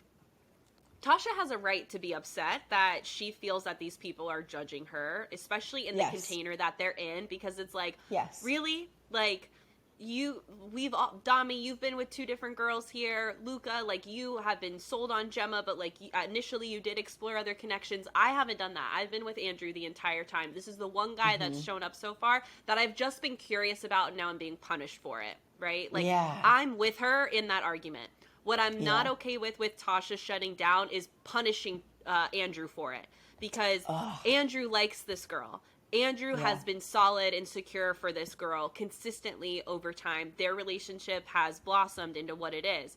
And so when she is not wanting to open up to him, when she is, pushing him away quite literally in multiple instances, that's what I'm not okay with. What would have been healthier for Tasha is to say, Andrew, I would really appreciate your support in having my back, because what it feels like right now is like, yes, I hear you when you say you care about me, but what's making me uncomfortable is I feel like because of how you express yourself to the guys, they're now judging me as this person who, doesn't know what I want or is playing you, and that's not the case, right? So like, can we figure out a way to like have a heart-to-heart with these guys together and kind of like clear the air? Or like, what do you think is best? Like, should I pull them for, and like really team up with him in a true partnership and say like, this is how, or even, I really want to have a conversation with you. I'm so angry right now. Tonight's not the night. So I'm going to go sleep in the bed downstairs because I don't want to I just don't feel comfortable being next to you right now, but give me some time.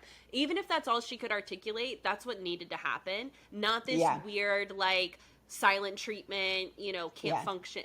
So then she, next morning, pulls Dami and Luca for a chat. She gets emotional because she's basically saying, like, I'm a human too. I'm allowed to take advantage of this experience as well, and you guys are judging me for that. When she's done it in such a respectful way. She hasn't lied to Andrew like Ekin did with Davide. She's not sneaking away for secret makeout sessions on the terrace. She's literally saying, holy crap, this is confusing me. And that's the best way she can handle it. So why are you guys judging Andrew for going with his feelings and picking me when I still very much deeply care about Andrew? Yeah. You know? Yeah.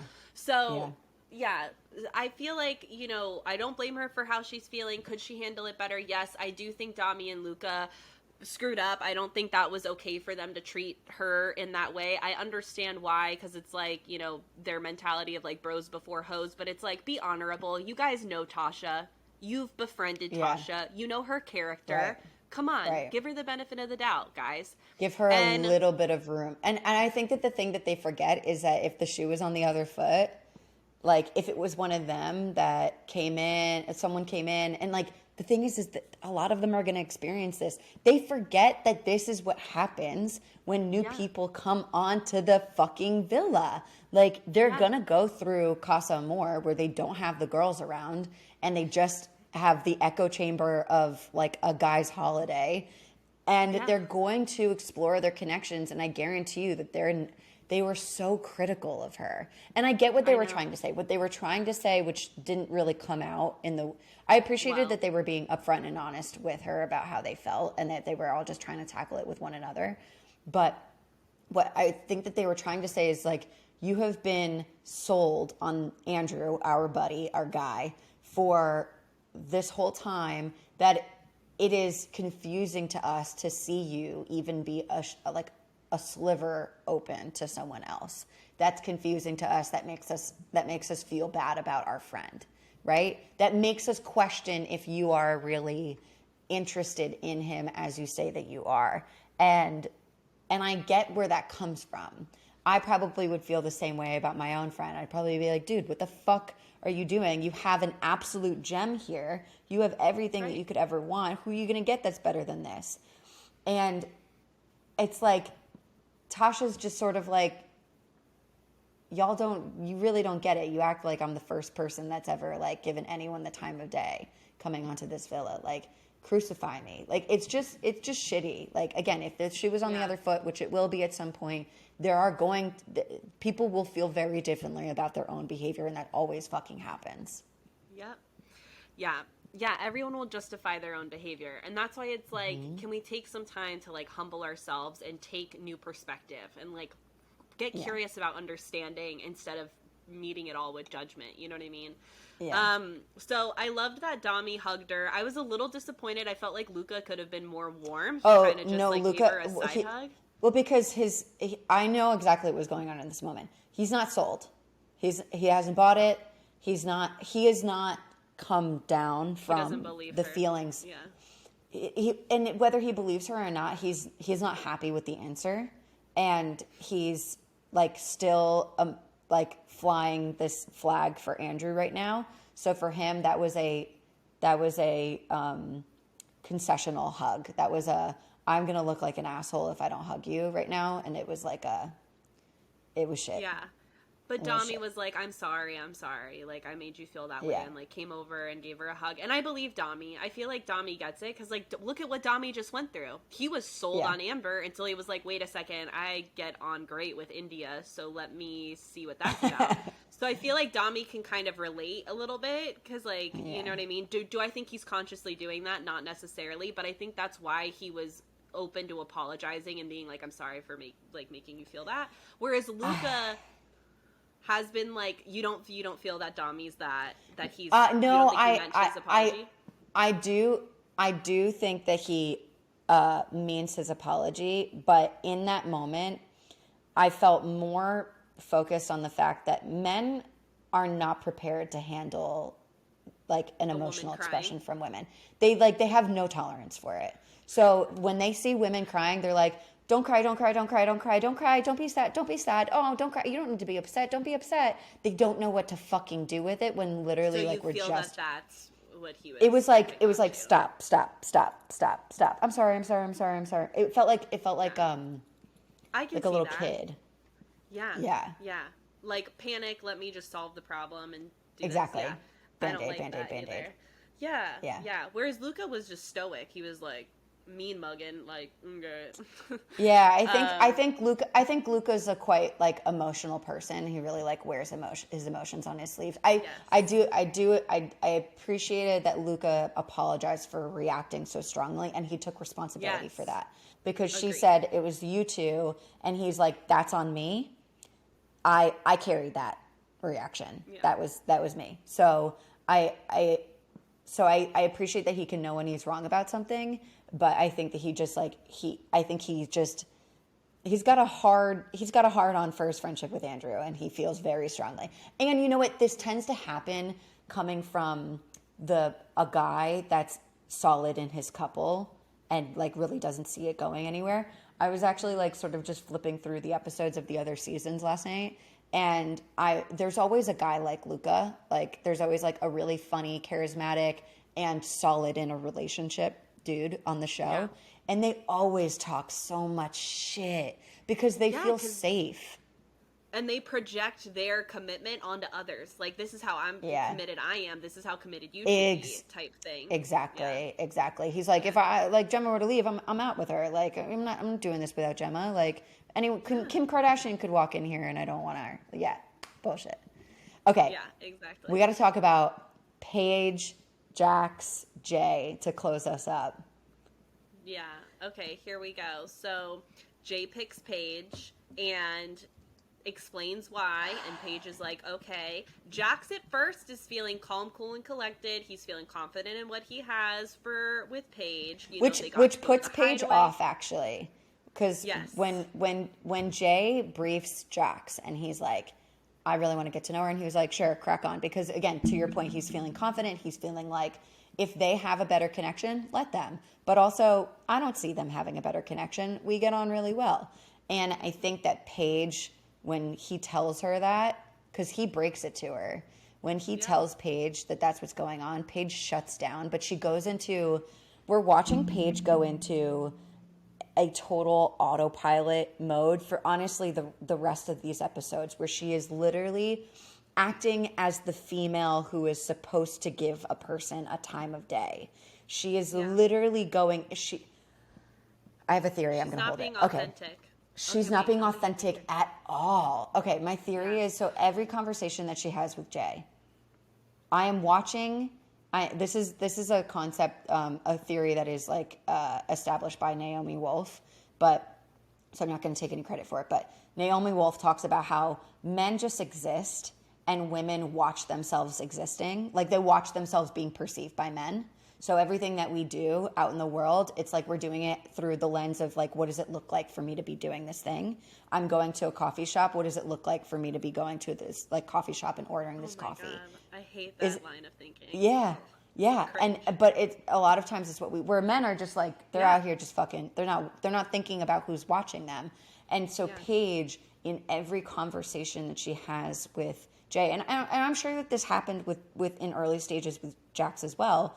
But every conversation she has with Jay, first of all, it feels like she is being forced and tortured to participate in every interaction. She's not going out of her way to pull him for chats. Especially anytime every time he says like, do you want to, she's like, okay, this is when we go do that. There would be no protest of like, no, I'm not feeling it right now, or I'm busy or whatever. It's like, I am being summoned. It's very uncomfortable for me. And every interaction when she's sitting there, first of all, their conversations are garbage to start. And you can see her like giggling and covering her face and just presenting in the way that I think it's like she knows she's being watched. Yeah, I agree. I think so. Here's the line of events for me is like, Jax explains, hey, Jay wants to get to know you, and I'm open to that. Paige takes offense at the fact that Jax is open to that, because in Paige's mind, it's like, so you don't really care about me, because if you really cared about me, you would not let your woman even be approached by another guy, is like what she's thinking. Yes. So she doesn't say it. No.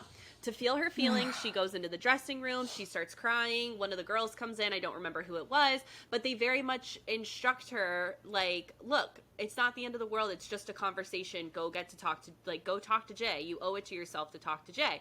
But that's not what Paige wants. What Paige is realizing in these intense feelings is, I really like you, Jax, and I want to kind of be like exclusive with you, but she can't bring herself to say that. And a lot of women struggle with this because we're trained that the men needs to be the one to have that combo. Yeah. So she takes a passive seat.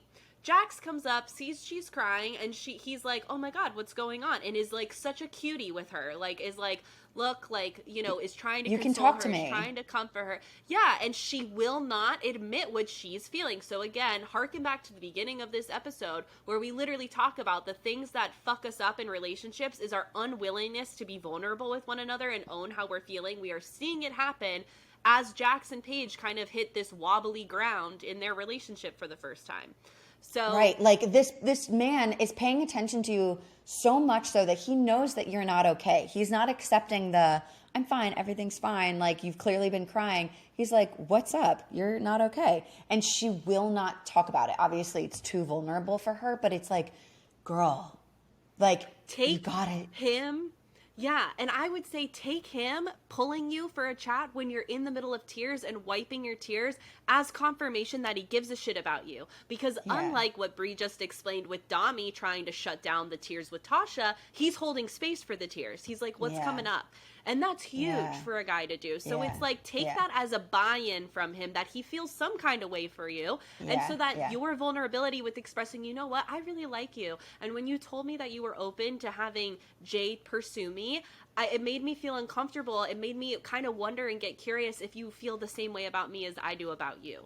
Right? Yeah. Because guaranteed if she had said that, Jax would have been like, you know what, I really am committed to you as well. I just wanted to respect this process for you, but if you're down for exclusivity, let's be down for exclusivity. But like, what a fucking concept. I know, right? So that doesn't happen. So what? Okay. No, it's just that's exactly how it should have gone. That's exactly how it should have gone, and it would have been deeply personal for both of them.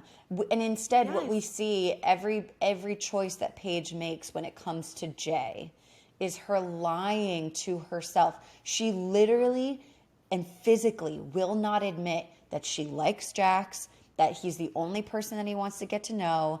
Everything else is not on the table for her, but she just keeps being like, I just got to do it. I just got to do it.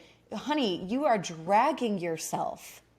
Dragging. Literally. It's fucking weird. It's weird. Well, she's trying to play that feminine passive part of like, if he wants me, he'll come get me type vibe. And it's like, girl, you are just betraying yourself in this process by not, again, owning your own stuff. And sending the wrong message that she's open, which she's not. Yeah, exactly. No, she's not. She's literally sharing a bed with Jay and holding Jack's hand across the beds. Like, come on, girl. It was really cute. It was so cute, but it's like, you should just be in bed with him then. Like, if you can't commit to being in a bed with Jay. Yeah, you know? Like this wouldn't have happened if you just had the conversation. If there was going to be a coupling, like there would have been no room for Jay to choose you. Literally. So what ends up happening is after a couple nights of her being coupled with Jay, Paige being coupled with Jay, Jax pulls her in the middle of the night. They go downstairs and he's like, I'm starting to get bothered by it. So now we see Jax starting to get vulnerable. He's like, usually I haven't cared. Like I haven't, been freaking out, but tonight I'm freaking out. And she's like trying to do what he was doing with her by making it a safe space for him to express his feelings. But you guys can make all the safe space that you want to make. If you're not going to take advantage of that safe space and fucking admit, I like you, then you are wasting your time and your sleeping hours because, okay, let's have this conversation at 2 a.m. in the middle of the night where we're like tiptoeing on the vulnerability, but we're not really being vulnerable. It's like, come on, be vulnerable. Yeah. Absolutely. Do you think that Jax is being authentic in this process, like from start when he learned that Paige was going to be pursued? And what do you think? No, I think Antigone was spot on. So when she heard about, I believe it was Antigone. It was either Antigone or Gemma, I think. But I think it was Antigone. When Jax, with your gut. Yeah, I'm going to go with my gut. When Jax expresses this to Paige and Paige starts to feel her feelings and goes to someone, again, 98% sure it's Antigone. Antigone goes, I think the reason he's saying this is because what he wants you to do is go have one conversation with Jay and say, no, I want you. And I agree with her. I think Jax was trying to position himself, again, as the confident, I'm going to let you do you, I'm going to respect this process for you. But really his, again, manipulation, alternative or ulterior motive is, I'm doing this with the intention that she's going to recognize I'm the only guy here for her.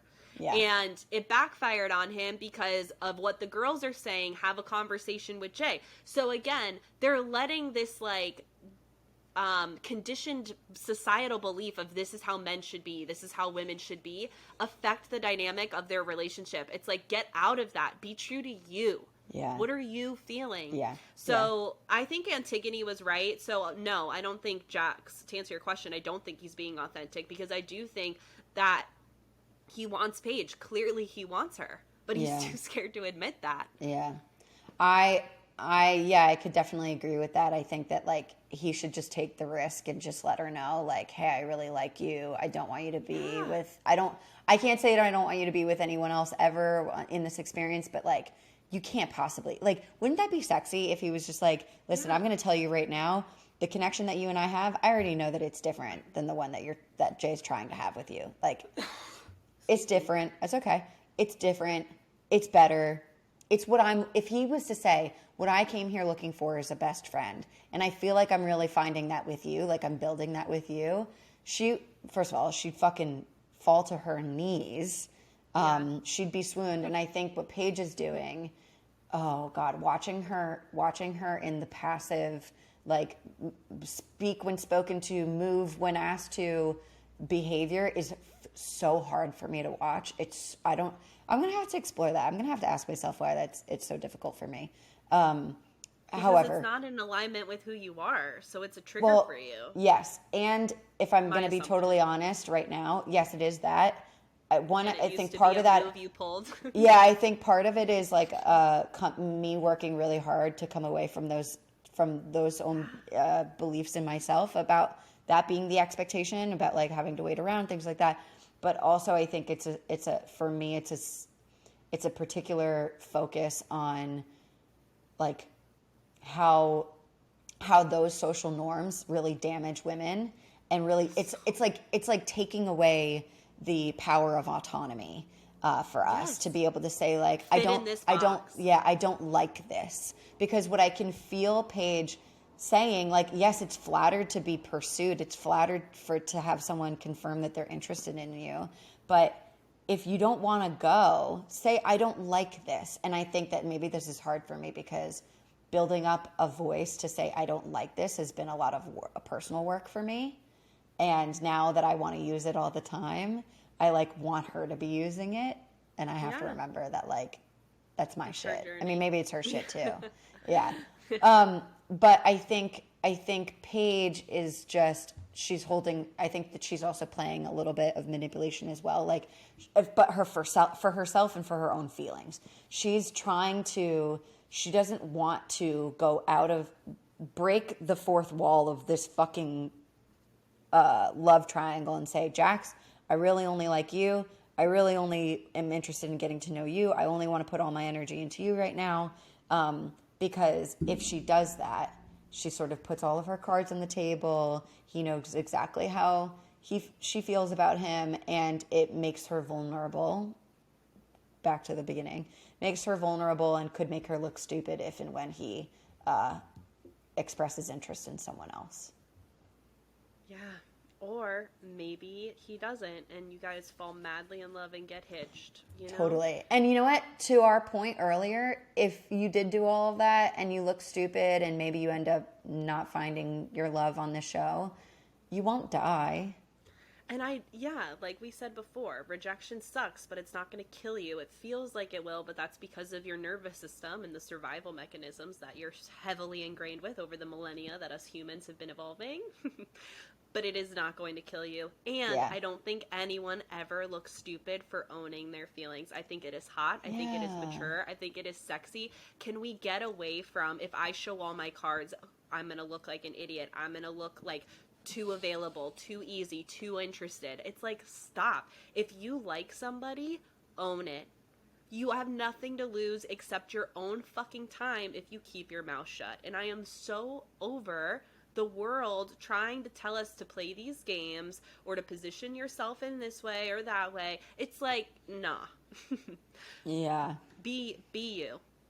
Be you. Big no. Nor. Okay, green flag, red flag. Oh my God, I forgot about our whole bit. I didn't write one down. Okay, green flag, green flag, green flag. Do you have one? I'm going to say Antigone's just like respect and taking into consideration like where other people are at when she comes in, and also just asking good questions. Like she just, you can tell she's in a good headspace and is emotionally mature. So my green flag She's is so her. She is the green flag. Sexy. I honestly, there aren't a whole lot for me in this episode or this week. So I'm going to just saddle up with you, I think, and I'm getting on the horse. It's Antigone because to me, everything about her energy since she's arrived has just promoted like good honesty, strong connections, a strong sense of self, coming from a secure place of how she feels about who she is, and you can just see how that like bleeds. And we I didn't think talk she's so about cool. this, but because of we're talking about Antigone in this green flag moment, when she confronts Ekin about the way she acts, she does it in such a skilled way. She's like, do you think that last night you handled that the best you could? Yeah. She puts it on her. Like, I want to hear your, because Antigone, she knows, like, if you're saying, like, hey, Ekin, that was not healthy, you kind of fucked up, you owe Jay an apology. She does it from a place of curiosity and positions it all as a question. Do you think you owe Jay an apology for instead of attacking her? Yeah, and the good thing about this, and this is why Antigone, I think, like, girl, get it, let's be friends, hit me up on the gram, please. I'm just kidding. But I just hope that she does well in the show. I hope that she does well in the show. I hope she finds someone. I want her to stay, but I don't want her to get booted so bad. I think they need her. Yeah, me too. But what this allows Antigone to discover is how Ekin perceives herself. Because she positioned it as a question, she now can just actively listen. Because Ekin goes on to say, no, I'm not going to approach him. If he has something to say to me, he can say it to me. Which Antigone now knows, you're self-righteous. You think you can do no wrong. So she knows how to handle Ekin now. Right? Like, she learned a lot in that really quick exchange. So just food for thought for those of you when trying to kind of navigate, ask questions, ask good questions. That was a great example of, like, early stages, you're seeing some red flags, and she asked do you think that was the best way to handle it? And Ekin was like, yup. Yeah, she stayed behind that. So it was like, okay, that's who you are now. I now know. I have learned something. Okay, red flag. Antigone's such a bad bitch. My red flag is Ekin-Su. Yeah, Ekin-Su is a huge red flag. She is all over the fucking map, dude. Yeah. Do you have a particular moment that all you'd the like moments I've talked about, consistently positioning herself as the victim. There was another one-liner with her that we didn't talk about, but with Charlie, there's a quote in there that I'm going to paraphrase, but basically, she says something to Charlie where the second half of the statement is, hopefully we're not doing anything in the wrong because I always get the blame for it, is what she said. And he's like, well, why would we be doing anything wrong? And she's like, because I'm talking to you. And so she very much from the get-go with Charlie is already in his mind. She's saying this because she's like, when you hear people talk shit about me, you'll know that I'm the scapegoat. I'm the victim here, because she's trying to establish that up front with him so that it's, again, calculated when in due time they all start talking shit about Ekin to him. He's going to know, wow, she really is the victim. She knows that she's the victim here. Poor thing. Yeah. It's gnarly. Ah. Yeah. Just It's all calculated. She's scary. I'm gonna add a green flag. Because on the topic of this, her behavior is so wild. It's so wild. And again, like Charlie like pulls Davide and Jay. He just like has a private moment with them, and he's just like, any advice? And the two of them go quiet, because again, I think that they're trying to be respectful, and and I think that they both know, like, listen, once you hit a wall with Ekin, like you'll know it when it happens. And I think that would have been, I think that wouldn't have fallen on deaf ears if Charlie was actually more interested in Ekin-Su. He's not. But my green flag is kudos to Davide and Jay. Their egos do not need anything that they could gain from talking shit about Ekin-Su or giving like a major warning. And I'll be honest, I don't think I would have held myself to the same moral ground. I think I would have been like, honestly, dude, I'm gonna let you know what's up and what's down. Yeah, same. I would have done the same thing. I would have been like, run. Yeah. Oh, there was something I thought of, but I can't remember what it is. So, oh well. But it was more about that. No, you're good. It's just, it's gnarly. It's gnarly. Yeah. That's it. The end. Okay. My red flag. My red flag is, okay, it's going to be really niche, but it's between Tasha and Charlie. And I stand behind everything that you and I explored on the permission for Tasha to be able to be confused and to pursue and explore whoever, because this is what the show is about. That's what it's about. And she came there for this reason. And I think, and it's going to be a shame, because I think that the public is going to have a negative reaction to her, or probably has already had a negative reaction to her. And that might cost her her spot on the show when there are more like public votes of favorite Islander. And so that makes me feel sad. Anyway, sorry. The red flag moment that I want us to be aware of for everyone when we are out dating is like, just because you have a good time with someone in an early connection does not mean that is the window to what your life could be like together. Yeah. You really can't know that until you have gotten to actually get to spend some time, go through something maybe, and like see each other on your bad days, your good days, your bad days, disagree. Like do not confuse the sexy, flirty, I'm trying to get in your pants maneuvers as this person makes me feel like a bad bitch, like a sexy version of myself. That is temporary. Yeah. You want to know, this is great. So an exercise I give my clients is like, focus on the feelings you want to feel. Like, I want to feel safe. I want to feel appreciated. I want to feel that. Okay, next step. How do you want to feel during conflict in your ideal relationship? Explore that question. How do you want to feel? I want to feel respected. I want to feel heard. I want to feel understood. I want the volume to be low. Yes, same. Oh my gosh. Raised voices for me, huge trigger. Yeah. Can't huge. think. The way Davide and Ekin talk to each other with that whole liar thing, liar. I was low-key triggered. Yeah. I was low-key triggered. I struggle when someone starts to raise their volume and just get a little, I'm like, immediately like freeze response. Child, yeah. So yeah, focus on that. How do you want to feel when things are challenging in your relationship? And that is what you should look for within the first 3 to 6 months. That's the challenging thing, because I think that's what Tasha has come to realize about her relationship with Andrew, is that she really appreciates how they navigate challenges in the relationship. They have a chat with each other. The volume is low. They express themselves. Again, we've noted in the past, like, they could definitely do a better job of communicating, expressing them, like really saying how they feel about something. But like, I mean, that's a well-rounded foundation that they are building. Like, it may not come with feeling sexy all the time, but you feel a little sprinkle of sexiness.